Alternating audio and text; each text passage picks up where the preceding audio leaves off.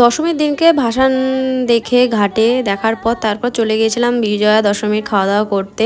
দশমীর দিন আমার খাওয়া দাওয়াটা ম্যান্ডেটরি আমার থাকে, তার কারণ হচ্ছে পুরো পুজোতে ঠিকঠাক খাওয়া দাওয়া করা হয় না।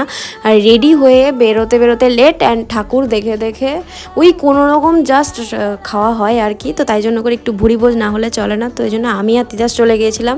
আর বাকিদের কারোর বডিতে এনার্জি নেই এই বছর দশমীর খাওয়া দাওয়া করতে যাওয়ার জন্য।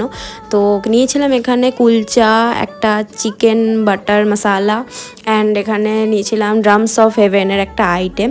আমার সবকটা আইটেমই ভীষণ ফেভারিট, আমি কুলচা খেতে ভীষণ ভালোবাসি, তাই জন্য কুলচাই নিয়েছিলাম। অ্যান্ড খাওয়ার পর তারপর নিয়েছিলাম একটা আইসক্রিমটা ছিল মতিচুর লাড্ডুয়ের ফ্লেভারের, মারাত্মক খেতে ছিল আইসক্রিমটা। ও তারপরে নিয়ে গেছিলাম বাড়ির জন্য বিরিয়ানি। অ্যান্ড এটুকুই ছিল দশমী পর্ব। আর এমনিতেও মুডটা একটু খারাপ খারাপ ছিল, ভালো লাগছিল না, তো তাই জন্য আইসক্রিমটা পেয়ে একটু মুডটা ভালো হয়েছিল। দেখা হচ্ছে নেক্সট ভিডিওতে, বাই।